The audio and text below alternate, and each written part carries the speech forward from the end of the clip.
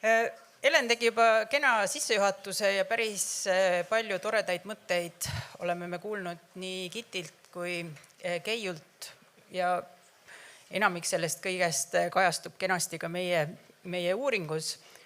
Aga ma panin ka 2 hoopis oma reisipilti siia 2 erinevalt reisilt Jaapanisse.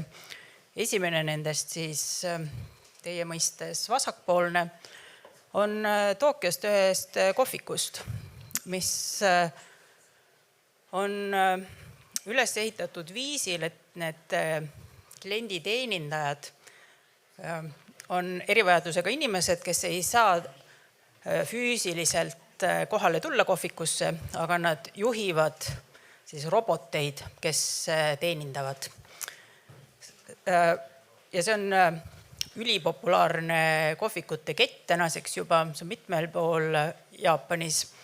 Ja tõesti, see oli kaunis rahvastatud, hea, et me üldse sisse pääsesime, et kogu see teenuse loogika on siis üles ehitatud viisil, et inimene, kes füüsiliselt ei saa midagi teha, talle antakse siis nii-öelda teine tehislik keha, mida juhtida ja mis võimaldab tal olla ühiskonnas tähenduslik, anda oma panus, olla tööl, aga ka teha asju, millest ta muidu saaks ainult unistada. Ja teine pilt on tehtud Osaka metroos. Lihtsalt kiirelt järsku vaatasin ringi, et milline see ühiskond on rongi oodates. Ja see sama kuvand eakast inimesest kipub meil tihtilugu olema ka selline esteetiline, teatud esteetilised kategooriad, mis meil seostuvad vana inimesega. Et kas need rõivad peaksid olema tumepruunid või heal juhul ainult tumesinised. Ja ka kõik need abivahendite disain kipub olema selline, kust on kaugelt näha, et see on ikkagi mõeldud vana inimesel, et mitte keegi teine seda pihku ei võta. Aga miks mitte minna metroosse Issei-Miyake kleidis, kärts punase siidist ja plisseeritud ja ka vaadake seda rulaatorit. Et selle disain iseenesest on selline, et ei olekski piinlik seda ette võtta või miks mitte ka oma kott sellisele toetada ja sellega ringi jalutada.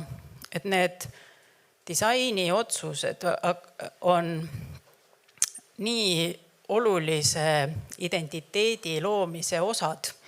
Ehk kui saada vanaks, nii nagu Keiu siin praegu kirjeldas, siis võib-olla on sellelt proualt Osaka metroost nii mõndagi kaasa võtta. Võib-olla juba täna võiks rohkem sellele mõelda, et miks me ei ole siin punases siitkleidis.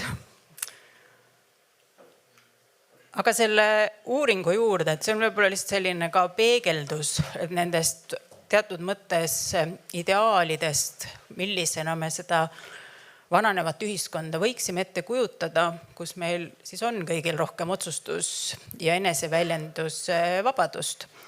Aga selle uuringut me tegimegi selle programmi ettevalmistamise jaoks ja keskne fookus oli just vaadatagi, et millised on siis erinevad digitaliseerimisest tulenevad võimalused, et nii erivajadustega inimeste kui ka vanemaealiste üleüldist heaolu tõsta või ka elukvaliteeti suurendada. Käisime läbi päris hulgaliselt erinevaid uuringute raporteid, teadusartikleid, vaatasime neid kohalikke poliitikaid ja visioonidokumente, vaatasime 4 rahvusvahelist kaasust põhjalikumalt ja tegime ka erinevate osapooltega süvaintervjuusid. Ja kui nüüd see väga kirju pilt lihtsalt 2 slaidiga kokku võtta, siis põhimõtteliselt me näeme väga suurt lõhet seal, mis meie poliitikadokumendid räägivad, milline see elu olla võiks ja millele ka ju Kiti ja Helen mõlemad juba ka viitasid ja see, mis meil siis päris elus vastu vaatab. Ehk me sooviksime vähendada institutsionaalse hoolduse osakaalu või võimaldada kvaliteetset elu kodus võimalikult kaua.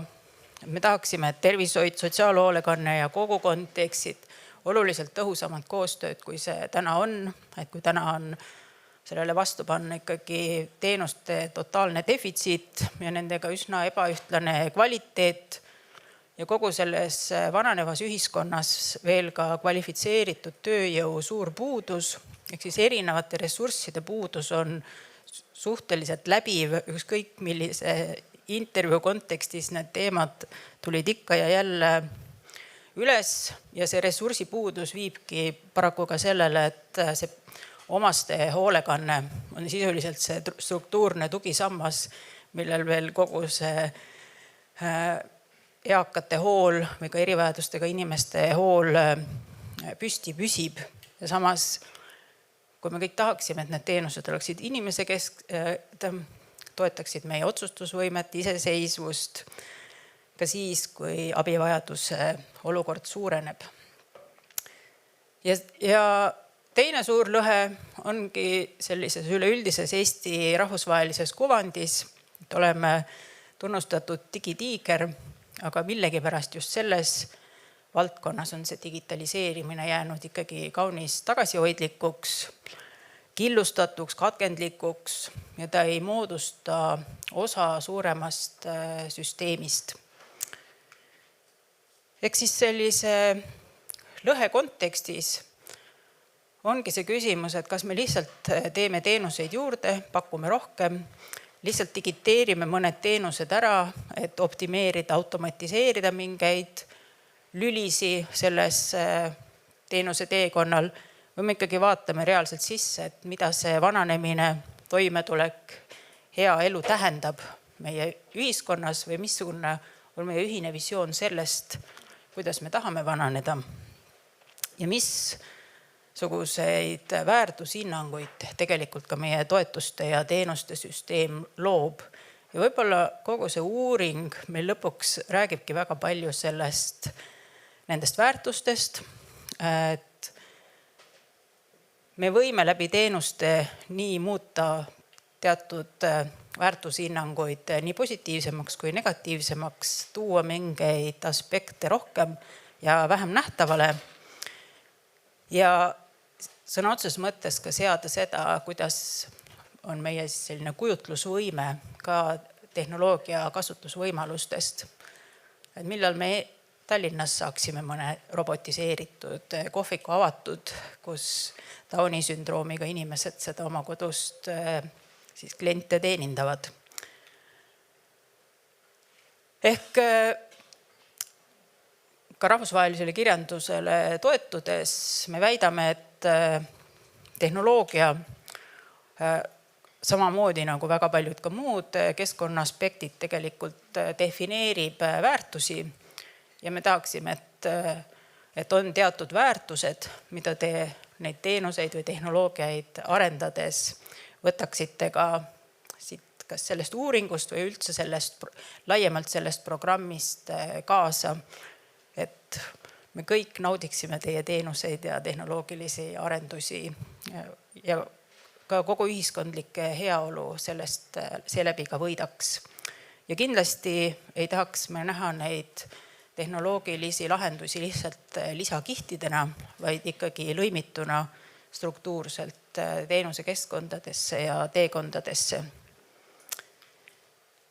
Aga arendusvõimaluste kontekstis me loomulikult räägimegi nii sisust kui vormist, mis loomulikult teenuse kontekstis on läbi põimunud, aga võib-olla kui neid võimalusi vaadata ja analüüsida, et siis need on kaks teemat, mida saab rohkem sisuliselt ka teil endal arenduse raames vaadata. Aga ma läheksin järgmise ploki juurde sellest esitlusest. Ehk üks keskne analüüsi tööriist, mida me kasutasime, on tervena vananemise raamistik, mida ka Maailma Terviseorganisatsioon rakendab ja sellele toetuvad funktsionaalsed võimekused. Ja just seda raamistikku me vaatasimegi selle nii-öelda siis keskse väärtusloome mehhanismina samamoodi. Ja need funktsionaalsed võimekused, mis siis tagavad ideaalis eluterve vananemise, koosneb siis 5 funktsionaalsest võimekusest. Ja ma käin nad kiirelt kõik need 5 tükki läbi, et esmane nendest on siis mõistagi täita põhivajadusi. Ja ma võin kõikide nende kontekstis öelda, et ilma selleta ei ole teised võimalikud või vaid see teeb võimalikuks ka kõik ülejäänud, aga loomulikult teistpidi me võime ka niimoodi öelda, et tänased meie sotsiaalteenused, koduhooldused keskenduvad põhivajaduste täitmisele ja suur osa teistest kahjuks jah, ka liikumisele osaliselt. Aga et meil on väga palju võimalusi just nendes teistes valdkondades, aga kui need põhivajadused on täitmata, siis on ka teistega keeruline. Aga siis selline igapäevane toimetulek, mis sisaldab nii eluasemega seotud küsimusi, isiklikku hügieeni, toitumist, riietumist, ka ligipääsu tervishoiule, aga ka ligipääsu, ütleme siis majanduslikku toimetulekut ja toimetulekut ka just erinevate kriiside olukorras. Et me ei räägi ainult sellest miinimumbaas toimetulekust, vaid ka siis, kui meid midagi tabab, kas ta on siis terviserisk realiseerub või midagi muud, et me tuleme ka siis toime. Et see põhivajaduste täitmine on selles kontekstis natukene laiem. Järgmisena siis võimekus liikuda ja see tähendus on siin ka laiem, et see ei ole ainult võimekus liikuda oma kodus, see on ka füüsiline aktiivsus, see on võimekus liikuda ringi kogukonnas, suutlikkus ollagi ka füüsiliselt erinevates asukohtades ja ka see füüsiline tervis, mis on ikkagi ka aluseks väga paljudele teistele võimekustele, et ilma selleta on keeruline midagi muud ka teha. Aga nüüd rohkem siis nendele võimekustele, mis võib-olla meie tänastes sotsiaalteenustes on jäänud tagaplaanile, ehk siis võimekus õppida terve elu jooksul ja teha ka otsuseid. Ehk see õppimisvõime aitab meil hoida kogu siis niisugust kognitiivset ja emotsionaalset võimekust, aga ka just see, et mina ise teen valikuid oma elu üle, et mida ma teen ja mida ma tegemata jätan, milliseid teenuseid ma tarbin või kuidas ma neid tarbin, kuidas ma riietun või kuidas ma süüa teen, toitun, millest ma toitun ja et need otsused on teadlikud. Et see on midagi, mida me tahaksime osa sellest autonoomsest elukorraldusest, et see kõik meil jätkuks ka pensioni või siis kui meid tabab mõni erivajadus. Järgmisena ka siis võimekus luua ja hoida suhteid. Ehk kogu see üksilduse probleem, millest ka Keiu rääkis või ka mis on meie kogu programmi üheks fookusteemaks, see algabki sellest, et meil see võimekus on. Et meil on nii pere kui sõbrad, meil on oma kogukond, ehk meil on nii nõrkasid kui tugevaid sidemeid erinevate inimestega, et on kellega suhelda ja et me ei suhtleks siis tõesti vaid kord aastas, aga oluliselt tihedamini. Ja võib-olla see sädeinimeste koht, mis meil tundub niimoodi, et erinevates kogukondades ikka on ka eakate seas neid, kes on kogukonnas sädeinimesed ja tundub, et see on hästi kaetud, see võimekus kogukonda, ühiskonda panustada. Aga kui sinna sisse vaadata, et siis meil ongi igal pool mõned sihtrühma esindajad, kes on ise aktiivsed ja ise väga tahavad ja on loonud iseendale need võimalused, aga väga paljudele teistele tuleks need võimalused luua või tuleks maha võtta need barjäärid, mis segavad kogukonna tegevustest osavõtmist või ka ühiskonda panustamist. Ja need barjäärid paraku on tihti kultuurilised. Ehk niisugune, meil on läbivalt nende kahe sihtrühma, nii erivajadustega inimeste kui ka eakate stereotüpiseerimist ja kaks võib-olla sellist spetsiifilisemat diskrimineerimise vormi tooks siit ka välja, mida tahaks, et te paneksite ka oma teenuseid arendades rohkem tähele, et üks nendest on siis vanussurve, et diskrimineerimine vanuse kategooriast lähtuvalt. Ehk see on siis midagi, kus meile tundub, et eakas on pigem see, keda me käsitleme kui objekt, kui hooldus, kellele me peame midagi osutama ja kes on ise passiivne tarbija, aga mitte see, kellel on ka endal innovatsioonivõimekus, kellel on endal suutlikkus kaasa rääkida, otsuseid teha ja nii edasi. Ja teine sellega sarnane diskrimineerimisvorm on siis suutlikkussurve ehk inglise keeles siis ableism, mis normaliseerib teatud füüsiliste ja vaimsete võimekuste alusel inimesi. Ehk kui me enam ei ole või kui me ei vasta, ja tegelikult meist paljud ei vasta, mitte ainult siis erivajadusega või eakamad inimesed, teatud füüsilistele normidele, kognitiivsele normidele või ka sotsiaalsele suutlikkusnormile, et siis see võib viia selleni, et meile need teenused, tooted, keskkonnad lihtsalt ei sobi. Ja kui need normid on ka seatud tõesti läbi tööelus edukaks olemise, siis kõik need ülejäänud ühiskonda panustamise viisid võivad tunduda vähe väärtuslikud. Neid ei tasustata, neid ei hinnata, neist ka lõpuks ei räägita, ehk nad muutuvad ka seetõttu nähtamatuks.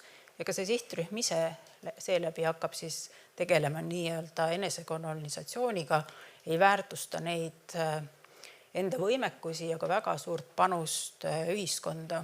Ja siin on üks näide selgelt ka omaste hooldajate nii-öelda siis grupp, kes teeb väga tänuväärset tööd, aga mida me ühiskonnas väärtustame suhteliselt kehvasti. Ja ühe tulemusena selle uuringu raames me lõime ka siis arenduspõhimõtted, millest me tahaks, et selle programmi raames valmivad lahendused lähtuks või ka need on need aspektid, mida me proovime siis ka mentordades meelde tuletada, et need on olulised, millele tuleks samamoodi mõelda. Ja need on nüüd süntees nii intervjuudes kuuldust kui ka ütleme siis laiemast sellisest kaasaegsest hoolefilosoofiast ja meie võib-olla ka siis nendest poliitilistest visioonidest, kuhu suunas me selle programmiga proovime liikuda. Ma käin nad kiirelt üle, et esimene nendest keskendub nendele samadele funktsionaalsetele võimekustele, millest ma just rääkisin. Ehk tahaks meelde tuletada, et need lahendused peaksid kindlasti sihtrühma tegutsemisruumi ja elukvaliteeti avardama, tõstma, mitte lihtsalt täitma tühimikke. Seesama, mida ma juba ka mainisin, et need lahendused oleksid osa terviklikust teenuse- ja hooldussüsteemist, et need ei oleks mingid üksikud tükikesed, nööbid, mida õmmeldakse pintsaku külge siis, kui pintsak on juba ammu valmis, vaid läbi mõeldud koos lõike- ja kandmisviisidega. Tehnoloogia, eriti digitehnoloogiatega kaasnevad andmed ja need, kuidas me neid andmeid kogume, kuidas me neid käsitleme, et see kõik oleks turvaline, läbipaistev, eesmärgipärane, et ei kogutaks andmeid mis ei ole asjasse puutuvad ja et neid ei töödeldaks viisil, mis hakkab ka inimväärikuse pihta või kust võivad tekkida muud eetilised ja teised probleemid. Ja oluline on siin ka meeles pidada, et ka privaatsus on midagi, mis kuulub funktsionaalsete võimekuste alla, ehk see on midagi, mida me peame samamoodi hindama inimeste juures. Ja kindlasti on oluline välja tuua ka erinevad rollid, et tehagi nähtavaks see, et kes millest vastutab, kuidas see saab tagatud, et kui keegi oma vastutusest kõrvale hiilib, et see kõik jälle ei kuhjuks perekonna või lähedase õlgadele või siis teenuse subjekti õlgadele, taodelda, hankida, olla ise oma elu projekti juht ka selles halvas tähenduses. Ja selle vältimiseks on kindlasti üks tunnustatud metodoloogia koos disain, koos loome, kaasake inimesi arendusse ja mitte ainult testimisse, vaid juba ideede genereerimisse, et kuidas need asjad võiksid toimida, et nad päriselt aitaksid ka siis nendel inimestel olla oma elu juhid, tagada siis sellist valikuvabadust, õiglust ja seda poolt. Ja kindlasti üks oluline pool on ka see, et kui see tehnoloogia hakkab juba valmis saama, et me ei kuulutaks seda lõplikult valminuks, vaid kui ikkagi tagasi kasutusringidelt, piloteerimiselt tuleb tagasisidet, mis sunnib muutma, et kirjutage lahendustesse sisse võimekus seda muuta vastavalt sellele, mis see tagasiside on või mis kasutuskogemus näitab. Eks selline järk-järguline kasutamisest õppimine ja vastavalt kohandumine on samamoodi oluline printsiip ja see on ka vahetult seotud sellega, et need lahendused peaksid lähtuma ka päris elust ja päris elu korraldustest ja tööpraktikatest. Ehk kui me kujutame ette, et me võtame kasutusele uue lahenduse, siis me peame suutma ka läbi mõelda, kuidas need tööpraktikad muutuvad. Mis selles hoole, suhete, rollides, vastutustes, teenuse, teekonnas muutub. Ja see peab olema selline, et see peab olema vastuvõetav nii teenuse osutajale, teenuses osalejatele, erinevatele seotud osapooltele. Ja viimaks loomulikult selline ka diskrimineerimise vältimine. Ehk tahaks kindlasti näha lahendusi, mis vähendaks tõrjutust, toetaks erinevaid kasutusviise. Me räägime siin ikkagi erivajadustega inimestest ehk kõik need erinevad keeled, erinevad kultuurikontekstid, erinevad siis viisid, kuidas vähendada vanuse või suutlikkussurvet, et paluks neist kindlasti kinni pidada. Aga siit ma annan Triinule sõna edasi. Aitäh, ma võtan sult puldi ka. Nii, loodan, et saite Ruti jutust inspiratsiooni, et siin oli nüüd päris mitmed teemad, mis võiks aidata ka teile oma ideid nüüd nii-öelda päris lahenduseks vormida. Aga võib-olla selleks, et neid samu mõtteid, neid arenduspõhimõtteid, neid võimekusi veel paremini illustreerida, siis lõime ka mõned kasutajapersoonad. Et siin on selline kiire koguvaade. Ütlen veel vahele, et me kindlasti jagame kõiki neid materjalid teiega ja kui ka see raport valmib, saate selle kõik kindlasti, kus on ka kõik need joonised, persoonad sees, et detaile on siin kindlasti palju. Lõime siis 5 persoonat, et see ei ole kindlasti lõplik valik, et inimestel on, me ei saa kuidagi öelda, et ongi ainult nüüd 5 tüüpi inimesed, kellel me keskendume, aga võib-olla nad aitavad ilmestada seda sihtrühma, et meil on siin Sitke Siim, selline tubli töömees, kes on tööõnnetuse tõttu jäänud ratastooli ja kellel ongi täpselt see tunne, et justkui oma pere toetamise asemel on ta nüüd see, keda pere peab nii-öelda üleval hoidma ja väga suur hoolduskoormus on tema perel. Et tegelikult on ta ju ennast täiendanud päris palju iseseisvalt ja kui leida talle selline paindlik tööviis, oleks tal ühiskonnale veel väga palju pikki aastaid tagasi anda omalt poolt ja leida ka endale selline eneseväärikus, ühiskonda panustamise võimalus. Ja kirjutasime siin ka neid erinevaid tehnoloogia rakendamise võimalusi, et neid ei pea nüüd võtma täpselt jälle sellise lõpliku lahendusena, et tal on neid kõike vaja, aga need võib-olla ilmestavad neid erinevaid variante, mis aitaksid Siimu ja tema koduste elu lihtsamaks muuta. Et kodukohandusega meil juba ju tegelikult ka tegeletakse ja ka Siimul on juba kodus olemas ramp ja laiemad uksed, et ta pääseb oma väikelinna koju. Aga tegelikult on ju olemas väga palju erinevat tehnoloogiat, mis aitaks ka kodus hakkama saamise mugavamaks, et alates sellest, et erinevad automaatikat, mis avavad uksi või aknaid, nutikodusüsteemid, millega kustutada tulesid või reguleerida temperatuuri. Kogu kodune tervise monitooring, et Siim on täpselt selline persona, kes vajab ikkagi ka päris aktiivset endaga tegelemist, et oma tervist kontrolli all hoida, et erinevad terviseäpid, terviselahendused, monitooring, et see info jõuaks ka tema arstini, et sellest oleks nagu kasu ka, kui mingi nutiseade seda kogub, aga et selle põhjal koguneks ka andmestik, mis aitaks siis nii-öelda Siimul endal ja tema tugipersonalil tema tervisega tegeleda. Ja õppimise otsustamise osas, nagu mainisin, et tahaks teistpidi jälle öelda, et tänapäeval on just paindlikku tööd päris palju.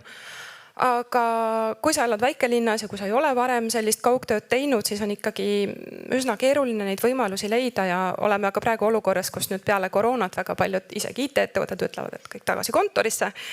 Aga paindlikud tööviisid on tegelikult üks nendest teemadest, mis tuli ka meil uuringumaterjalidest igalt poolt välja, et see ei puuduta sugugi ainult erivajadusega inimesi, ka eakaid ja tegelikult mingil perioodil võib see meile kõikide olla täpselt see töövõimalus, mida me vajame. Ja erinevad liikuvust toetavad lahendused, et täpselt sellised rehabilitatsiooniplatvormid, teame, et ka siin on mitmeid selle idee toetajaid, et kuidas selliste ratastoolis või siis ka muul põhjusel füsioteraapiat vajavad inimesed saaksid nii-öelda püsida sellel kursil, teha neid harjutusi ja toetada ennast ka kodust elades. Ja loomulikult ka igasugused suhte ja psühholoogilised nõustamised, et ka need on vajalikud, et kui on elus ikkagi nagu keerulisem hetk, siis neid digivastuvõtte ja erinevaid digitööriistu ja miks mitte kas või sotsiaalseid roboteid, kes aitavad raskel hetkel üle saada, et tehnika osas on siin väga palju lahendusi. Nii, meie teine persona on maamees Mart, kes elab siis kuskil, ei pannud talle konkreetset maakonda, aga kuskil ääremaal, elabki päris üksi, et koer on tema ainuke seltsiline. Ja mitte sugugi halvustavalt öelda, see Mart on selline nuputelefoni mees. Ei saa kunagi talle öelda, et sa nüüd pead hankima endale nutitelefoni ja siis kõik seadmed tulevad su juurde ja sa saad kõike sotsiaalmeedias teha ja saad poest toitu tellida, et seda ei juhtu ja me ei tohi ka Mardile seda survet panna. Aga see ei tähenda, et Marti võiks toetada tehnoloogia, et kõik need sotsiaalse transpordi tellimise süsteemid või Mardile toidu toomine, ka see, et näiteks kogukond võiks ka saada aimu, et kas Mart üldse nagu on kodust väljas käinud või kas ta liigub. Et on ju erinevaid andureid, seadmeid, mis seda infot koguvad, et siis ei oleks ka seda ohtu, et Mardiga võiks üks päev lihtsalt midagi juhtuda nii, et keegi isegi ei tea seda. Aga teist poolt on muidugi ka selline päris suur suhtluse teema, et Mart oleks ilmselt valmis küll nendeks kaugvastuvõttudeks ja videokõnedeks, aga tal ei ole seda teadlikkust. Ehk siis kõik see materjal, mis peab Mardini jõudma, peab olema väga lihtne. Keegi peab talle rahulikult näitama ja seletama, vajutad siia nupule ja ongi antud võib-olla üks nupp ja sa saad teha seda ja seda. Ja info on paberi peal ja võib-olla polegi üldse seda seadet Mardi juures, et see tehnoloogia peaks nii-öelda taustal toimima ja Mardisuguste inimeste elu kergendama. Et tema tunneks ka, et tal ei ole veel vaja minna näiteks hooldekodusse, sest ta tegelikult saaks hakkama, kui keegi tagaks talle nii-öelda need samad elutähtsad baasvõimekused, aga teistpidi tunneks ta ikkagi, et keegi temaga nagu räägib ka, et kui kogu see tehnoloogia jääks vaikimisi ainult selliseks, et keegi teda enam vaatama ei tulegi, et toit tuleb ukse taha ja andurist on näha, et Mart on õues käinud, siis ka see ei ole lahendus. Et siin ongi selline balansi hoidmine, selline väga nagu mõtestatud ja inimkeskne lähenemine, et mida täpselt saab tehnoloogia teha, aga et ta ei tohiks nagu asendada nendes olukordades inimest, kus tegelikult on vaja ka lihtsalt suhtlust, jutustamist, seda, et keegi tuleb ja ütleb, et kuule, ma vaatasin, et sa siin pole see nädal veel väga väljas jalutamas käinud, et kuidas sul läheb. Nii, meie järgmine persoon on elurõõmus Evelina. Et kui Rutt mainis siin sädeinimesi, siis need on täpselt need kogukonna eakad, kes jõuavad kõike igale poole, tõenäoliselt isegi rohkem kui neist poole nooremad inimesed. Et nad on alati kuskil liikvel, nad käivad koorilaulus ja nad käivad võib-olla kuskil käsitööringis, nad abistavad kõiki teisi, nad on sellised heas mõttes püsimatud ja nende najal nagu hästi paljuski seisavadki erinevad kogukonnad. Ja andsime sellele persoonale ka natukene kirjuma rahvustausta just seetõttu, et me ei unustaks ka seda ära, et sugugi kõik meie eakad ja erivajadusega inimesed ja üldse meie ühiskond, et me ei ole kõik ainult eestikeelsed. Meil on siin päris palju ka teisi rahvuseid ja olles erinevaid neid rahvusvahelisi uuringuid ja materjali lugenud, siis ka Soomes on ilmunud üks väga põhjalik ja huvitav analüüs. Et kui digitehnoloogia tuleb ainult ühes riigikeeles ja ainult väga suutlikule sihtrühmale nii-öelda kasutatuna, siis võib tekkida mitmekeelsetel inimestel, eriti eakatel, ikka päris tõsine diskrimineeritus, et kui nad seda keelt üht aegu väga hästi ei räägi ja teistpidi ka tehnoloogiaga liiga suured sõbrad ei ole, et siis võib vastupidi tekkida uus nii-öelda võimalus, kuidas me jätame need inimesed nagu ühiskonnast kõrvale. Et see on võib-olla ka üks mõte, mida nagu silmas pidada, et Evelina on meil küll selline mitmekeelne, aga ka tema tõenäoliselt vajab sellised suhteliselt lihtsamas keeles lahendusi. Et praegu on ta küll sihuke tegus ja terve, et tal on küll diabeet, aga ta pääseb liikuma. Aga kui tema elus peaks juhtuma olukord, et kodust välja enam ei pääse, siis see on täpselt see inimene, kes närbub. Et juba praegu võiks olla lahendusi, mis aitavad tal oma tervist jälgida, et erinevaid andureid, seadmeid jällegi, mis ühelt poolt koguvad infot, teist poolt jagavad infot ka inimestega, kellel on vaja koos Evelinaga tema tervisel silma peal hoida.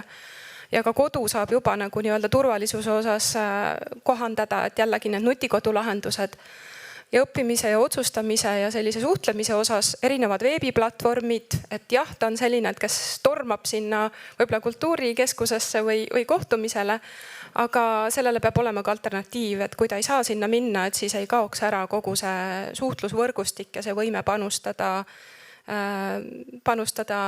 ja nii-öelda teiste inimestega ühenduses olla. Ehk siis seadmete osas jällegi, et need lahendused on tõenäoliselt ju kõik olemas, on need erinevad suhteliselt lihtsad digitooted ja seadmed, millega sa saad suhelda, aga paljuski ongi täpselt nende lõimitud lahenduste loomise tagaasjad või ka täpselt selliste suhtlusportaalide ja kogukonnakeskuste peegeldamine, et nad ei pea eksisteerima ainult füüsiliselt, vaid nende tegevused, nende üritused võiksid olla ju ka ülekantavad näiteks veebis, nii et ka need eakad, kes võib-olla ei saa kohale minna, saaksid nendest osa. Nii, meie järgmine persoon on kurnatud Kaisa. Ja siin on tegelikult meil kaks lugu, et Kaisa, kes on ühelt poolt selline parimas elu- ja tööjõus naisterahvas, tal on omal pere, tal on väga nõudlik töö, ta on igatpidi aktiivne, aga teistpidi on Kaisal hooldada oma ema, kes on jäänud siis mõned aastad tagasi üksikuks ja kes on nii-öelda pärast seda kaotanud oma elus suuresti sellise soovi enam midagi teha või tunda ennast kuidagi väärtuslikuna. Ehk siis üks Kaisa prototüüp ütleski mulle väga kenasti, et põhimõtteliselt ta võib ükskõik, mida ta kodus teeb ja kus ta on, tal on kogu aeg kuklasse tunne, et ei tea, kuidas emal praegu on või et ega ta ei ole kukkunud või et ma pean talle nüüd kohe jälle helistama, sest ta ei võtnud mu telefoni vastu. Et see on täpselt selline kombinatsioon, kus tegelikult need erinevad seadmed, andurid, kukkumisandurid, liikumisandurid võiksid anda Kaisale selle kindlustunde, et kui ta on siis tööl või kui ta on ka tööalasel reisil või ükskõik kus, et kui emaga midagi juhtub, siis see info temani jõuab, et see võtaks temalt maha väga suure pinge. Aga siin taga on kindlasti ka, ega siis kukkumine on ikkagi ju mingisuguse probleemi või tegevuse see kõige viimasem ja raskem väljendus. Tegelikult on vaja ka Kaisa emale sellist kaasamist, et Kaisa on justkui tema ainuke side maailmaga. Ja ka jällegi üks nendest Kaisa persoonadest ütles mulle nii kenasti, et ma arvan, et ema võiks ka täiesti neid veebiteel ka selliste eakate klubis osaleda, et ega ta sinna igale poole kohale minna ei tahagi, et ise porises ka, et mis ma nende vanamammidega või vanamuttidega seal räägin. Aga tegelikult tahaks küll, aga võib-olla alati ei jõua kohale minna või ei julge nii-öelda seda esimest sammu teha. Et jällegi see tehnoloogia võib peegeldada ju ka seda, mis toimub füüsiliselt kuskil mujal, et mõelda ka selle peale. Ja meil siin tuli kerge lumesadu tuppa. Just, värske õhupuhang. Ja üks küsimus veel, et selle Kaisa puhul võib tekkida ju tunne, et aga kõik need kukkumisandurid ja erinevad liikumisandurid, need on ju olemas, et miks ta ei kasuta neid või miks ta ei ole neid välja valinud. Ja tõde on see, et tal ongi tegelikult lihtsalt nii suur hoolduskoormus oma põhitöö ja oma pere kõrvalt. Ta ei jaksa selles segaduses nii-öelda seda ise läbi närida, et seda eeltööd ära teha, milline seade sobiks, mida ta võiks hankida. Et üks inimene mulle lausa ütleski, et ma olen ka vaadanud kuskil Amazonist mingid seadmeid ja ma ei tea, Eestis on ka keegi pakkuja, aga ma ei suuda otsida. Ehk siis ta vajakski sellist usaldusväärset teavet, mingisugust sellist veebikeskkonda, kus ta saaks aru, mis on kõik need lahendused, kuidas ta oma ema saaks toetada, kaasa arvatud teenustega. Sest Kaisa ema on täpselt selline, kes võiks veel paar aastat kenasti kodus hakkama saada, ennem kui tõenäoliselt oleks tal tarvis hooldekodusse minna. Aga need lahendused, nendeni leidmine on nendele kahele lihtsalt üksi liiga palju. Et nad vajavad tuge ja nad vajaksid sellist hästi selget infot, kust ma mida saan, kuidas ma seda rakendan, kas on midagi kompenseeritud, kuidas see toimib, on see usaldusväärne. Et kui me nii-öelda aitame Kaisa ema, siis me aitame ka Kaisat ja kogu nende nii-öelda peregruppi. Nii, ja Tõine Tiiu, meie viimane persona, kes on siis võib-olla natukene erinev, sest Tiiu ise ei ole meil kuidagi abivajaja, aga tema abistab teisi. Tema on meil see väga hõivatud sotsiaaltöötaja, kelle töö koosnebki sellest, et tal on väga-väga pikk nimekiri inimestest, kes kõik vajavad abi. Suhtleb kogu aeg, täidab mingisuguseid vorme, sõidab ringi, katsub täita kõiki neid erinevaid ankeete, andmestikke. Ja kui küsida nüüd tema käest, et me tahaksime sulle nüüd mingi tehnoloogilise lahenduse siin ka tuua, et lähed siin eaka juurde ja annad talle võib-olla seadme ja õpetad kasutama, siis me ei saa öelda, et ta oleks kogu selle lahendusele vastu. Sest tema hirm on lihtsalt see, et kui me toome jällegi teenusesse lõimimata tehnoloogia, siis tema jaoks võib töökoormus veelgi kasvada. Et siin taga on nüüd päris palju erinevaid uuringuid Põhjamaadest, kus ongi välja toodud, et see ei ole mitte vastuseis tehnoloogiale, vaid see vastuseis segadusele. Et nad on väga valmis võtma valmis lahendusi, kui need on integreeritud nende töösse. Kui ennem kui tehnoloogiline lahendus rakendub, tulevad põhjalikud koolitused, juhendmaterjalid, hästi lihtsad, mida saab kasutada nii tema ise kui ka siis näiteks nii-öelda lõppkasutaja, kui see seade või lahendus läheb ka kellegi abivajaja juurde. Ehk siis ta vajab terviklikku integreeritud süsteemi. Vastasel juhul tuleb tema nagu niigi väga-väga tihedasse päeva veel lisatööd ja võib-olla sa pead mingid andmeid sisestama nüüd ühe koha asemel hoopis 2 kohta, mis ei ole ka kindlasti mitte eesmärk. Ehk siis siin on mitmeid huvitavaid selliseid case studysid ka meie uuringu raportist leiate pärast, et näiteks ka Rootsis, kus on just erinevates maakondades integreeritud erinevaid tehnoloogia lahendusi, näiteks mingeid kaugmonitoorimisseadmeid sotsiaaltöösse, siis sellega on kaasanud ka väga-väga põhjalik dokumentatsioon ja ettevalmistus, et alates sellest, et kulude-tulude analüüs, sest teine küsimus on ka see, et kes selle lahenduse kinni maksab. Kas see on nagu lisakulu ja ma pean veel kõike muud tegema või see on tegelikult ikkagi lahendus, mille abil ma võib-olla jõuan tegelikult rohkemate inimesteni. Et kui see on nagu selgelt välja toodud ja arusaadavaks tehtud, siis ma usun, et nii Tiiu kui ka tema kolleegid mõistavad, et see võiks nende elu lihtsustada. Ehk siis erinevad tõesti juhendmaterjalid, toetusmaterjalid, ka erinev IT-tugi, sest nagu me teame, siis ükski seade ei toimi kunagi 100% ühe probleemideta, et ikka tuleb esile mingisuguseid probleeme, on vaja midagi täiendada, midagi vaja uuendada, update ida kogu aeg. Ehk siis kogu see terviklik pool võiks olla lahendatud. Aga kui Kaisa tõepoolest saaks endale sellise lahenduse, mis tooks nii-öelda tema töölauale kokku, tema abivajajate kohta oluliselt rohkem infot, aitaks tal seda töödelda, aitaks tal seda erinevate süsteemidega liidestada. Nii nagu näiteks ettevõtluses kasutatakse erinevaid juhtimistöölaudu, siis oleks kahtlemata suur abi. Aga siin on taustal ka loomulikult seesama suurem teema, et kuidas erinevaid süsteeme omavahel rääkima panna, et andmed liiguksid, et oleks tagatud turvalisus ja privaatsus, et siin on kogu see temaatika on kindlasti nagu süvitsi minnes keerukam kui ainult see, et me anname sulle uue programmi või uue seadme laua peale. Ja Tiiud on ka täpselt need inimesed, et kui te siin nüüd mõtlete, et kas mõnda lahendust piloteerima ja kasutama minna, et nendel on ülipalju seda praktilist teadmist sealt põllult nii-öelda, et nad oskavad nagu väga hästi anda tagasisidet kindlasti just selle kohta, et mis on need tegelikud vajadused, mis toimivad, mis ei toimi.